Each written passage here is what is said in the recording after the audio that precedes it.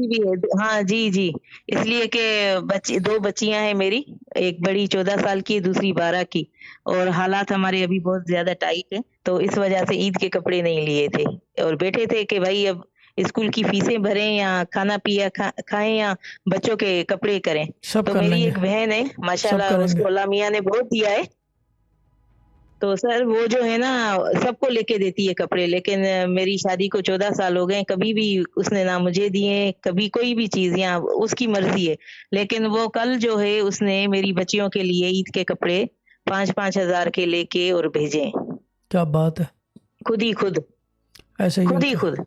मैंने कहा ये अल्लाह डालेगा दिल में ठीक है, सबके। मैं ज़रा सा जल्दी से कुछ सवाल पूछते हैं, वज़ीफ़ा क्या कर रहे हैं? जल्दी जवाब दे दिएगा, किसी वजह से। 6 टू 6, 6 टू 6। वज़ीफ़ा यही जारी रहेगा और रिज़्क की तंगी नहीं होगी आपको अब। वज़ीफ़ा यही जारी रखें इंशाल्लाह, और कोशिश इंशाल्लाह, करें। दूसरी चीज़, 1 मिनट, इंशाल्लाह।